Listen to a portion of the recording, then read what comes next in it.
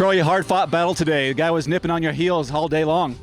Yeah, Daniel's very strong. You know, for those of us who race over here, you know, he's not an unknown, that's for sure. I mean, the first I heard of him was in Muskoka, 70.3, probably 5 years ago, and he races a lot in the Midwest. He's a local from these parts, and he's very strong. I think what tends to hurt him in the bigger races is his weakness is his swim. And if you miss the front group in those bigger races, the group just leaves you. You know, even at 12 metres, there's a drafting effect, and if you're not in that front group, then you're out of the game. But in a smaller field where it's hilly bike course and strong wind, a guy like him will come through every day of the week. You know, he's very strong.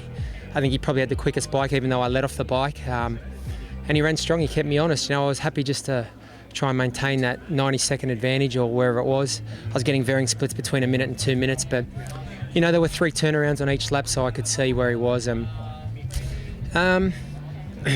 Probably didn't feel as good as last week in the swim and the bike, but I think my legs felt a little better on the run this week. So happy to have done the double. It's never easy, especially with a lot of travel in the middle.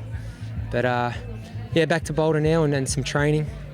Moving forward, a nice block of training without any travel, and you know, try and build on the fitness.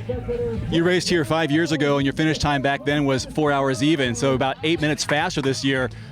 How was the race this year compared to 5 years ago?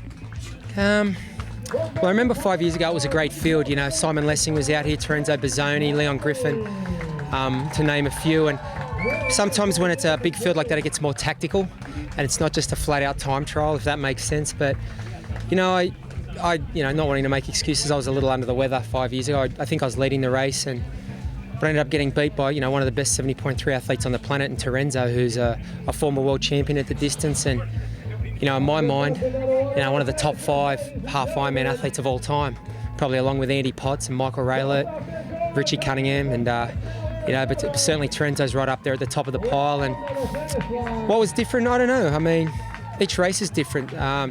It feels like a long time ago, but it doesn't feel like such a long time ago. You forget how, you know, you think of Kansas, you think it's going to be flat. It's a challenging bike course, very exposed to the wind, and you know, a lot of hills. So it was a good test. I think I'm riding well. I think I rode 2:08 or something like that. So I'm happy with that. I feel I'm out of all the 3 disciplines, my bike is the strongest at the moment. So you know, I was happy to push away from the boys I came out of the swim with and go it alone, and it worked out well in the end.